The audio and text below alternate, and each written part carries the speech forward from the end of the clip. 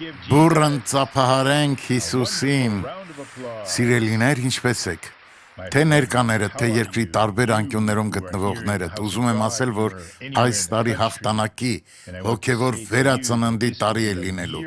Աստծո մեծամեծ գործերի տարի է լինելու, որոնք արդեն իսկ ընթացքի մեջ են, եւ դեռ կտեսնեք Տիրոջ բարի գործերը, Տիրոջ ժողովուրդը իր տոնական տրամադրության մեջ է, այս տոներն ուրախություն են բերում, վարակիչ են, շարունակական եւ հավիտենական, եւ առանց երկմտելու կարող եմ ասել, երբ Աստված կամենում է օրհնել, դա լավագույն ժամանակն է, ուրեմն կարճենք ու պահենք մեր օրհնությունը համարձակությամբ եւ անկոտրում կերպով, չպետք է անտարբեր լինենք, մենք պիտի հաղթենք մեր Տեր Հիսուսի անունով, եւ Տերը մեզ կընծայի այն ամենն, ինչի կարիքն ունենք, այսօր առավոտյան առաջին պատգամը, որ խոսել եմ, եղել է Գործքի 2-րդ գլխից, երբ Պետրոս առաքյալը դարձավ ժողովրդին եւ հետեւյալն ասեց. Նա քարոզում էր, բայց ժողովուրդը չէր հասկանում, այդ ժամանակ էր, որ ծնվեց եկեղեցին, երբ նրանք վերևի սենյակում էին, թույլ տվեք բացել Աստվածաշունչս, որ կարողանամ ճշգրիտ կարդալ, ինչպես էր կատարվում եկեղեցու ծնունդը, երբ Սուրբ Հոգին ուղարկվեց, մարդիկ չհասկացան, թե ինչու էին լեզուներով խոսում, մարգարեանում, ապա Պետրոսը Սուրբ Հոգով լցված սկսեց բացատրել եւ ասեց հետեւյալը. Գործք 2:21 Եվ այնպես պիտի լինի, այսինքն պիտի հաջողվի, որ ամեն ոք, ով Տիրոջ անունը կանչի, պիտի փրկվի։ Ապա մեկնեցի, որ փրկվել բառը հրաշալի է, այն ներառում է հոգու փրկությունը, որը մեծագույն, լավագույն օրհնությունն է։ Մարդը կարող է ապաքինվել անբուժելի հիվանդությունից, երբ բժիշկն իր լավագույնն է արել, եւ ապրելու 3 շաբաթ էր տվել, նշանակում է այլևս հույս չկա, պետք է հրաժեշտ տա իր ընտանիքին, նրա ժամանակը մոտեցել է, օրգանիզմն արդեն իրեն չի արդարացնում, բայց երբ նույն մարդը լսում է Աստծո խոսքը, լուսավորվում է, 2:21, եւ այնպես պիտի լինի, չի ասում, որ կձախողվի, որ ամեն ոք, ով, սա վերաբերում է ոչ միայն արդարներին, մինչև Աստծո օրհնությունը, մարդիկ կարող է պատուհաս լինեն, բայց երբ Տերն օրհնում է, նա ապաշխարում է ու հավատում, որ Տեր Հիսուսի անունը կկանչի, 21, որ ամեն ոք, ով Տիրոջ անունը կանչի, պիտի փրկվի, այն մարդիկ, ովքեր ստանում են մեծագույն օրհնությունը, օրինակ փրկությունը, հնարավորություն ունեն ընտրելու այն, ինչ ուզում են, նույնիսկ նվազագույնը, օրինակ, եթե ինչ-որ մեկը բավականաչափ գումար ունի մեքենա գնելու համար, նա կարող է գնել հեծանիվ կամ նույնիսկ տասնյակ հեծանիվներ,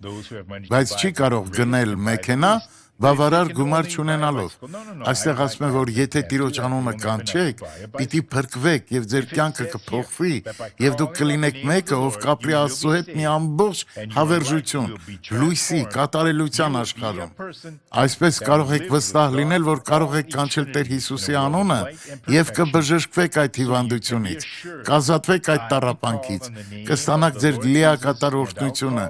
ամեն ինչ կփոխվի մեզ համար։ Բայց կա մի բան, որն ասում է Առակաց 24:10, եւ հիմա ես ուզում եմ, որ դուք կարդաք ինձ հետ այստեղ այս հատվածը։ Առակաց 24:10 մեզ ցույց է տալիս մի պարզ բան։ Իմ կյանքի ընթացքում մոտ 100 կամ ավելի անգամ արդեն խոսել եմ այս մասին։ Եվ ինչ է ասում այստեղ այս հատվածը,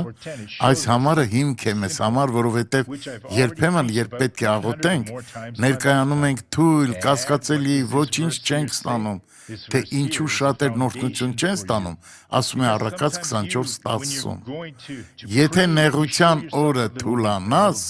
նեղության կարիքի օրը ինչ կլինի, ուժդ քիչ է, կհարցնենք, թե ինչ է նշանակում այս դոկտոր Սուարես,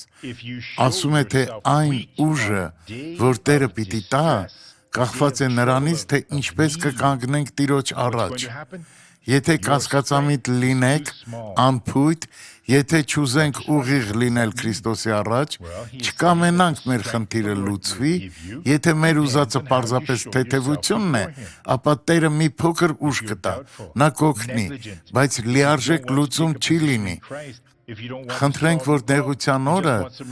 պատերազմը մոլեգնելիս չթուլանանք, այլ համարձակ ու հաղթող լինենք, որ օրհնվենք։ Սիրելիներ, կարող ենք խնդրել երկրի վրա եղող ամենանվիրյալ մարդուն, բայց ոչինչ չի փոխվի, սակայն երբ զորանանք, կարիք չի լինի անգամ ամենանվիրյալը լինել։ Երբ նեղության մեջ ենք կամ հարձակման տակ, երբ կարիքի մեջ ենք, անկախ իրողությունից չպետք է թուլանանք, պետք է ուժեղանանք, զորանանք, մեկնեք ձեր ձեռքն ու ասեք. կապում ենք Հիսուսի անունով, եւ այն կապված կլինի, եւ խնդիրը կդադարի, եւ Տերը մեզ հաղթանակ կտա։ Թույլ տվեք ձեզ մի ծիծաղելի դեպք պատմել, որը տեղի ունեցել վաղուց։ Ռիո դե Ժանեյրոյում պետք է ծառայություն ունենայինք, եւ Փառք Աստծո գնալով մեծանում էր երկրում առաջին մեծ եկեղեցին էինք ձևավորում։ Ու որոշեցինք սկսել Աստծո քաղաքում։ Դեռևս շենք չունենք։ Հանրապետության հրապարակում էինք հավաքվում։ Մի հովիվ ունենք, վերջերս հեռացավ, նա էր առաջնորդում հանդիպումները։ Մի կին դուրս եկավ սուպերմարկետից, ձեռքին 2 տոպրակ, եւ անցնելիս զորավոր աղոթք էր ասում։ Նա բռնված էր չար ոգով։ Դևը ստիպում էր նրան ցատկել եւ նրա գնաց նարինջներն ու ողջ մտերքը թափվեցին գետնին։ Հովիվը մոտեցավ նրան, դևին հանելու, թե չես կարող ինձ հանել, քանի որ նա ինձ դուր է գալիս։ Նա գործում է ինձ հետ եւ ես կկործանեմ նրան։ Հովիվն ասեց. ուրեմն այս պահից սկսած դու կապված ես, այլևս ազդեցություն չունես նրա կյանքում։ Դու կապված ես այն մարդու ձեռքով, ում Տերը տվել է իշխանություն։ Հետևյալ շաբաթ այդ կինը նորից եկավ, հարցրեց հրապարակի հովվին։ Մարդիկ նրան պատմել էին ինչ էր տեղի ունեցել եւ նա ազատագրվել էր։ Նա ասեց, որ ուզում է, որ իմանաք, որ սիրում է աշխատել ոգիների հետ, որովհետև կարողանում է ինչ-որ բաներ հորինել եւ գումար վաստակել, եւ շատ ջանք գործադրեց, որպեսզի չար ոգի կանչի, բայց այն հայտնվեց մեկ ուրիշի մեջ եւ ասեց. ասա այդ կնոջը, որ հրապարակում գտնվող հովիվը կապել է նրան ուղեկցող ոգուն։ Եվ այդ ոգին այլևս չի կարող գործել, ասաց հովիվը։ Իսկ ինը խնդրեց հովին, որ արձակի իր մեջ եղող ոգին։ Իհարկե, հովիվը կատակեց ասելով երբեք։ Հովիվը շարունակեց խոսքը, որ նա պետք է փոխի աշխատանքն ու ազնիվ գործով զբաղվի։ Եվ ինչ տեղի ունեցավ, երբ դևը սկսեց գործել այդ կնոջ մեջ, հովիվը սաստեց նրան ասելով, որ նա արդեն կապված է։ Ոգին շարունակում էր ջանքեր գործադրել, բայց ապարդյուն։ Լսեք ինձ, հիշեցի առավոտյան ծառայությանն եմ տեսել ու շատ տպավորված եմ։ Աղոթքի ժամանակ խնդրեցի, որ ձեռք բարձրացնեն նրանք, ովքեր կարողանում են ծնկները շարժել կամ բարձրացնել, ովքեր կարողանում են մեկի փոխարեն 2 սանտիմետր բարձրացնել։ Արդեն մեծ առաջընթաց է։ Ոմանք խուսափում են հետևյալ հրահանգներին, քանի որ կարծում են երեխա չեն, որ ասածս շարժումներն անեն։ Մի տարիքով եղբայր, որ չէր կարողանում ծունկը շարժել, դժվարանում էր քայլել։ 3 անգամ փորձելուց հետո կարողացավ տարիներով կապված ծունկը ամբողջությամբ բարձրացնել։ Այդ հրաշքից հետո անգամ հուզվեց։ Սիրելիներ, կարևոր չէ թե ով եք, ինչպիսի խնդիր ունեք։ Աստծո խոսքը լսելիս բոլորդ հավասար եք։ Ավել կամ նվազ կարևորներ չկան։ Աստծո համար բոլորս նույնն ենք, անկախ նրանից թե ինչ ենք կարծում մեր մասին։ Մեկ է, նա մեծագույն փրկիչն է, մեծագույն մեղավորների։ Պարզապես պետք է ընդունենք նրան, եւ նա կփոխի մեր կյանքը։ Նա բոլոր հիվանդների զորավոր բժիշկն է։ Պետք է հավատաք, որ նա կարող է ձեզ բուժել, եւ նա կգործի ձեր կյանքում Հիսուսի անունով։ Լսեք ինչ ասում Եսայի մարգարեն 49:8-ում։ Հիասքանչ հայտարարություն։ Խոսում է 2 անձանց մասին։ Առաջինը Տեր Հիսուսն է, երկրորդը մեր մասին է։ Մեզ է ուղղված։ Եսայի մարգարեն այն գրել է Սուրբ Հոգու պատվերով 2700 տարի առաջ։ Ճշմարիտ, նա տեսիլք ունեցավ մեր օրերում Հիսուսի գործերի մասին։ Խոսքը մեզ է ուղված, որ հավատանք, սովորենք ու օրհնվենք։ 49:8 Եվ այսպես է ասում Տերը. Ինչ Աստված է ասում կարևոր է, Աստծո ամեն խոսքը կարևոր է, նա անկարևոր բաների մասին չի խոսում կամ բացատրում, հակառակը հայտնում է հավատի գաղտնիքները։ Եկեղեցի գալիս, եթե ձեր Աստվածաշունչը բերեք, լավ է։ Տանը լինելիս Աստվածաշունչը բացեք, էլի լավ է։ Երբ ասեմ բացեք Եսայի գիրքը, պետք է վերևում գտնեք անվանումը, այն գրքի մեջտեղից մի փոքր այն կողմ է, Աստվածաշնչի մեջտեղում Սաղմոսներն են, առակները ժողովողը, երկերկոցը, ապա Եսայի եւ Երեմիա մարգարեությունները։ Երբ ասում եմ գլուխ 49, պետք է գտնեք 49-ի 8-րդ խոսքը, որտեղ հետևյալն է ասում. Այսպես է ասում Տերը, ընդունելի ժամանակին քեզ պատասխանեցի։ Գիտեք, որ խոսքը ներկայի մասին է։ Համարը չի խոսում այսօրվա մասին, բայց այն պահից, որ սկսում եք խորհել Հիսուսի մասին, երբ հասկացել եք, որ կարիք ունեք ավելին իմանալ Հիսուսի մասին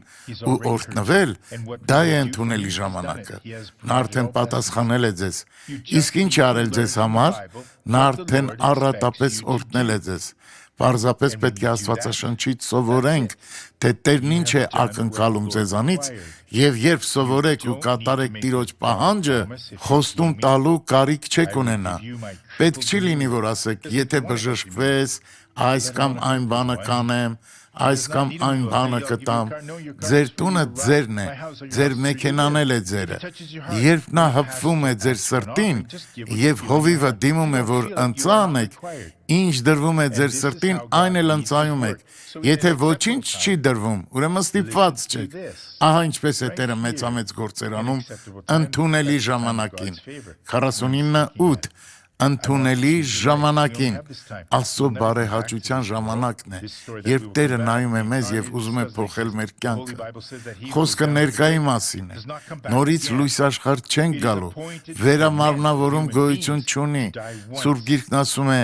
գերեզման իջնողը վեր չի ելնի։ Այսպես է սահմանված մարդկային կյանքը։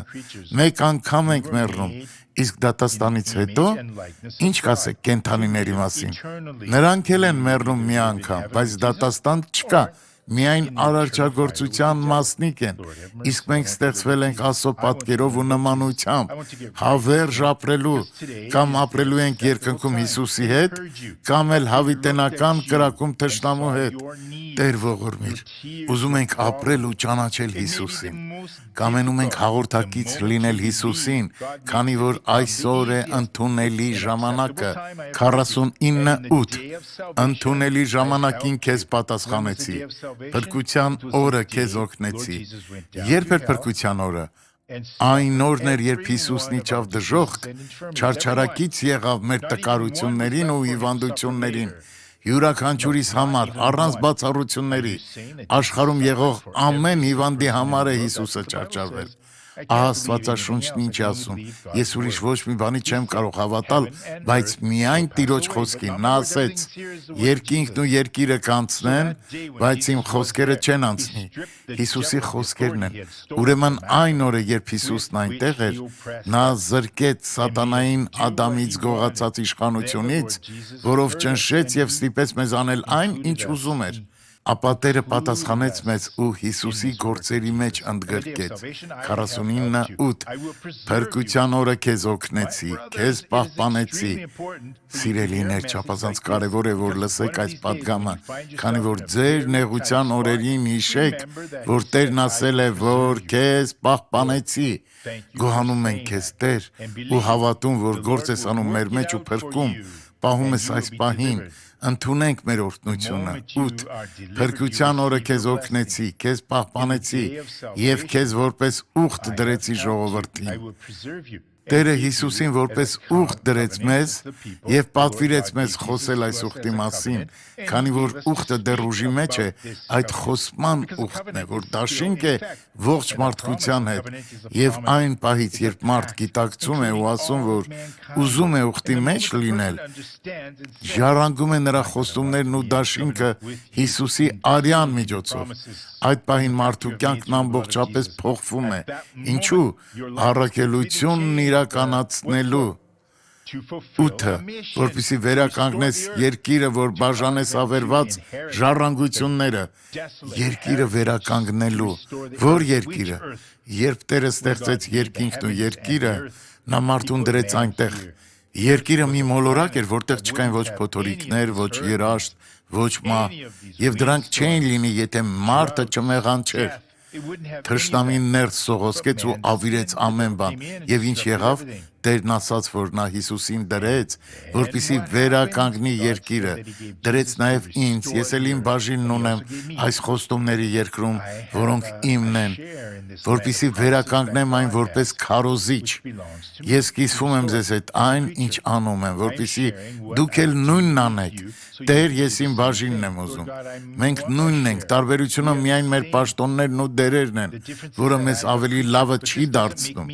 եթե օրհնություն եմ ուզում, նախ օրհնություն պետք է լինեմ։ 8. Որպեսզի վերականգնես երկիրը, որ բաժանես ավիրված ժառանգությունները,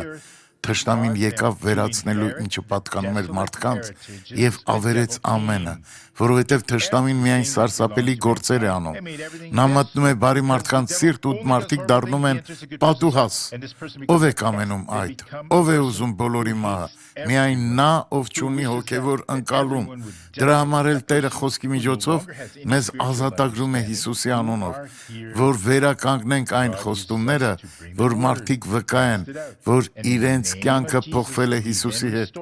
անկասկած, քանի որ Հիսուսը վերականգնեց երկիրը, այժմ ուզում եմ աղոթել յուրաքանչյուրի համար, անկախ ձեր խնդրից, գտնվելու վայրից, ճիշտ ժամանակն է, կանգնեք խնդրեմ, խոնարհեք գլուխները, որովհետև ուզում եմ ի օգուտ ձեզ աղաղակել երկինք ու տեսնել Աստծո օրհնությունները ձեր կյանքում, փակեք աչքերը, Հայր, եկել եմ քո ներկայության մեջ Հիսուսի անունով, օրհնիր բոլոր նրանց, ովքեր քո օրհնության կարիքն ունեն, հավատում եմ, որ կօրհնես նրանց, Հայր, օրհնում եմ նրանց Հիսուսի անունով, ուզում եմ բոլորին տեսնել օրհնված, թե ներկաներին, թե տանը գտնվողներին, մարդիկ, ովքեր հիվանդ են մարմնով եւ ովքեր տկար են մտքով կամ հոգով, ովքեր ոչինչ չեն արել, բայց մերժված են, մերժվածների համար եմ խնդրում, եթե հնարավոր լիներ, մերժվածին կգցեին գնացքի գծերին, որ գնացքը վրաերթի ենթարկեր, ոչնչացներ, Տեր, չարն է գործում այս մարդկանց մեջ, եւ նրանք հաճույք են ստանում ու ծիծաղում են իմանալով, որ ամբողջ աշխարհը լի է աղետալի իրավիճակներով, կապում, շղթայում եմ թշնամուն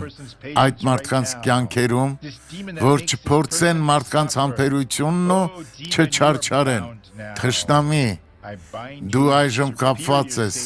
շղթայում եմ քո պարագլխին սատանային եւ ասում եմ, որ թույլ չեմ տա դիպչել այս մարդկանց, դու պարտվել ես, պետք է հեռանաս հիմա, հրամայում եմ հանգիստ թող այս կանանց, տղամարդկանց, այժմ ինչ ունես, չունես, հավաքիր ու չքվիր, ձեր հավատը միաբանելով իմ հավատին հրամայեք այժմ, կանչեք Հիսուսի անունը, ով Տիրոջ անունը կանչի, պիտի փրկվի, ապաքինվի, ազատագրվի, օրհնվի ու հարստանա, այսպես Հիսուսի անունով դուրս եք, հավատում եմ, որ Տերն այժմ գործում է ձեր կյանքում, հեռացեք Հիսուսի անունով, Հայր նրանք, ովքեր աղոթեցին ինձ հետ հավատով, հռչակում եմ ապաքինված, ազատագրված Հիսուսի անունով, եւ ասացեք, հավատում եք, այժմ նայեք ինձ, փորձեք այն ամենն ինչ չէիք կարող ու լսեք, մի ասեք ինձ այժմ, քիչ անց կպատմեք հովիվ Ջեյմին, քանի որ իմ ժամանակ արդեն լրացել է, Տերը կօրհնի ձեզ իր փառքի համար, անկոտրում եղեք Հիսուսի անունով, միաժամանակ Պատրաստվում ենք դիտել իրական կյանքի պատմությունը։ Մի հրաշալի վկայություն։ Խնդրեմ դիտեք։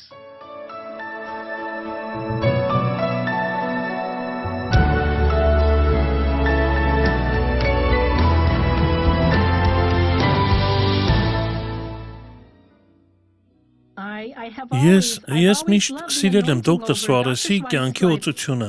միշտ հիացել եմ նրա ծառայությամբ, նրա կոչումով, որովհետև նա քարոզում է խոսքը, այդպես չէ հավատի խոսքը, վճռականության խոսքը։ Մի օր նա կոչում ունեցավ հավատի հանդես հաղորդաշարին հովանավորելու։ Եվ ես ասացի, Տեր, ինչպես եմ կարողանալու հովանավոր դառնալ, եթե նույնիսկ որոշ հարցերում հնարավորություն չունեմ, որ ինքս ինձ օգնեմ։ Եվ Սուրբ Հոգին ասաց ինձ, ես քեզ նվեր կտամ, կհոգամ քո կարիքները։ Եվ իրականում գումար ստացա։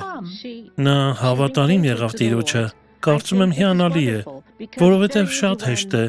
Գումարի ավելցուկը Տիրոջն առաջարկելը։ Թեև Էդվեյնը հավատարիմ էր Տիրոջը, սակայն առերեսվեց մի քանի առողջական մարտահրավերների։ 8 տարի առաջ նա տանը վթարին ենթարկվեց, բայց ամեն ինչ ավելի վատացավ, երբ երեխաները ծնվեցին։ Ունեի շատ լուրջ խնդիր նախաէկլամպսիայի հետ։ Ավելի ուշ տարիքում մայրացա, որն էլ ազդեց իմ ոսկորների վրա ընդունածս դեղորյակի հետ միասին։ Հասկանում եք, չէ՞։ Եվ ես բազում խնդիրներ ունեի, մեջքի ու ոտքերի թրոմբոզ։ Նրա ոտքերը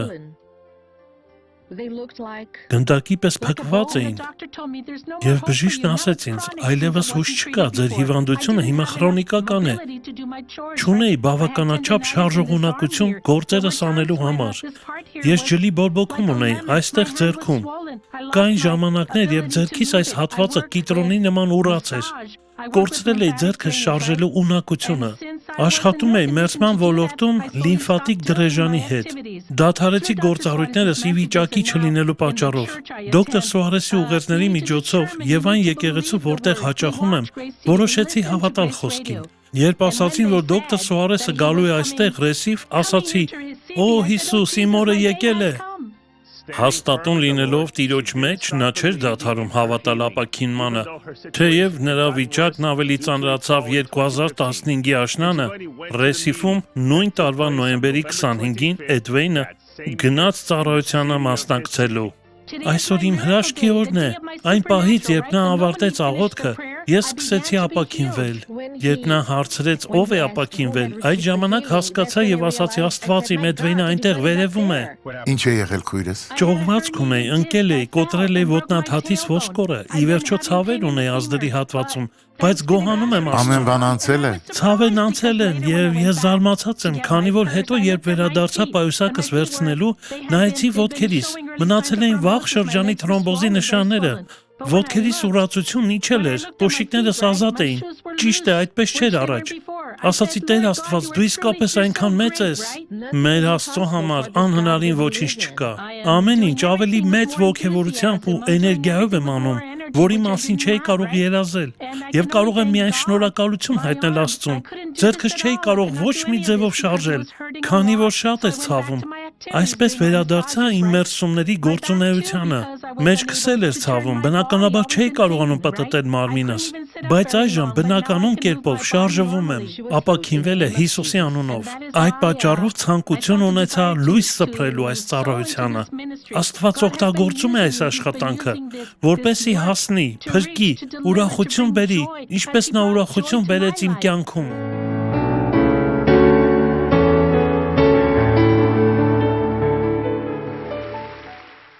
Եկեք ծափահարենք Հիսուսին։ Թույլ տվեք այժմ մի հրաշալի բան ասել։ Ինչ ընդունում ենք հավատով, արժանի լինելով չէ, երբ հասկանում եք խոսքը, ուզում եք հովանավոր լինել, թեև միջոցներ չունեիք, բայց Տերը հոգում է ձեր կարիքները։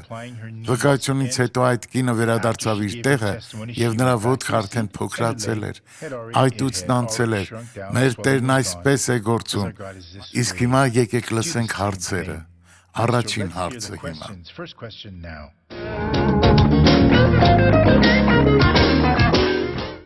Ինչպես կարող եմ աճել Աստծո ներկայության մեջ։ Նախ պետք է լինեք Աստծո ներկայության մեջ, նշանակում է, որ կփորձեք պահել Աստծո խոսքը, այն ասում է ամեն բան, որ հավատից չէ, մեղք է, այսպես երբ հետևեք Աստծո խոսքին, կաճեք և շատ շուտով ներքուստ էլ կլցվեք, նման քայլերով դուք էլ կդառնաք մի գեղեցիկ կին։ Երկրորդ հարցը. Դոկտոր Սուարես, ինչ է նշանակում Աստծո սրտի համեմատ սիրտ ունենալ։ Ըստ Աստվածաշնչի միշտ պետք է համաձայնվենք Աստծո հետ։ Եթե ունակ չենք կատարել խոսքը, պետք է խնդրենք, Տերը կօգնի, քանի որ հավատում եմ, որ ուզում ենք լինել օրհնություն։ Դավիթի հայրն ասաց. «Գնա, պահիր ոչխարներին»։ Դավիթը չհակառակվեց, ասելով, որ առյուծներ կան, որոնք կհոշոտեն, այլ Տիրոջ անունով գնաց։ Նա հոր պատվերով գնաց եղբայրների մոտ։ Հետո տեսավ Գողիաթին, որը մարտահրավեր նետեց, բայց Դավիթն այդ հսկային սպանեց Տիրոջ անունով։ Թագավոր դառնալուց հետո էլ երբեք չպարտվեց Տիրոջ հաճության պատճառով։ Իսկ հիմա բացիր սիրտը տեսանյութը։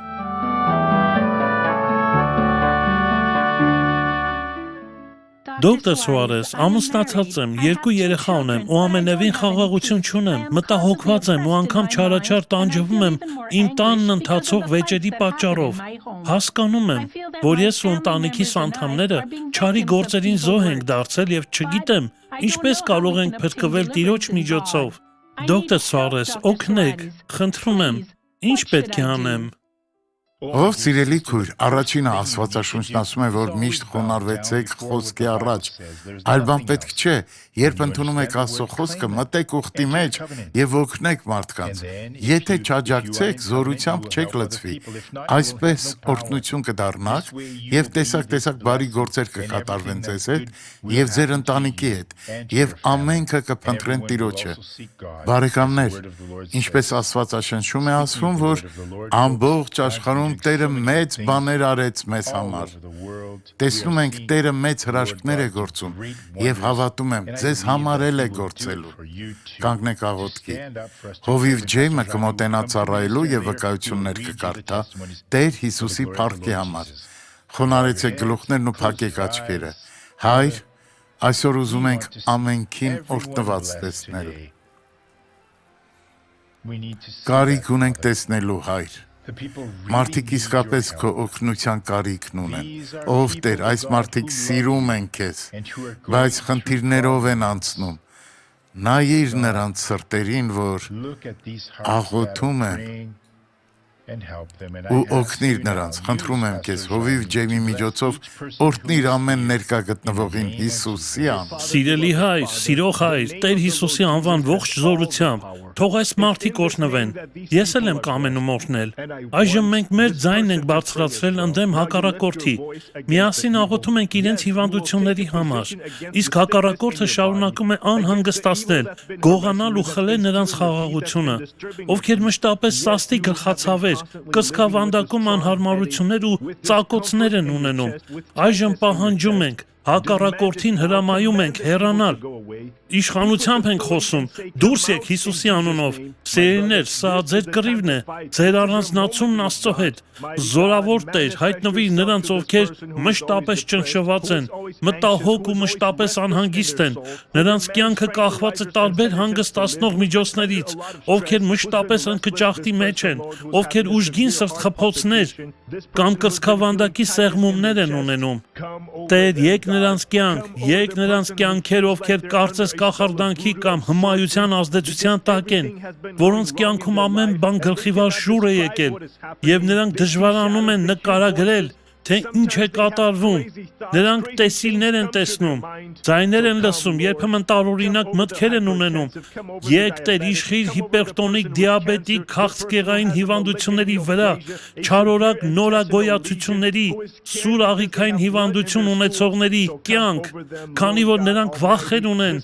կղանքում արյուն են տեսնում։ Ամենակարող Տեր, այցելի նրանց, ովքեր ուզում են նորից ոտքի կանգնել, հաղթել հիվանդությանը, բայց ինչ որ բան խոչընդոտում է իրենց հաղթանակին։ Նրանց կյանքը շատ քաոսային է, խառնաշփոթ է։ Այժմ Աստծո դստրեր, Աստծո որդիներ, Աստծո կրակը կիջնի ձեզ վրա։ Աղաղակեք հակառակորդի դեմ, խոսեք իշխանությամբ եւ թշնամին կհանձնվի։ Ոչ մի գոյացություն, ոչ մի ուռուցք, ոչ մի քաղցկեղ չի կարող դիմադրել։ Արի Տեր, հայտնվի նրանց։ Այժմ թող տեսնեն քո զորությունը։ Հավատս միաբանելով նրանց հավատին իշխանությամբ բարձրաձայնում եմ Հիսուսի անունով ու ասում եմ սատանա հեռացիր այս մարդկանց կյանքից, ջախջախում եմ զորությունդ ու ազդեցությունդ, այստեղ Ժան Ժաու 791 պողոտայում եմ, սիրելիներ աղոթում եմ ձեզ համար, հավատս միաբանելով ձեր հավատին արձակում եմ, որ չարն անկարող լինի դիմակայելու, անեծքը ուժ չունենա, չարի հարձակումները խափանվեն Հիսուսի անունով, չքվեն վախ, ճնշվածություն, ընկճախ, հեռացեք գլխացավեր, մարմնի ծանրություն, կրծքավանդակի սեղմումներ, անհետացեք մեր Տեր Հիսուս Քրիստոսի զորավոր անունով։ Whoa, whoa.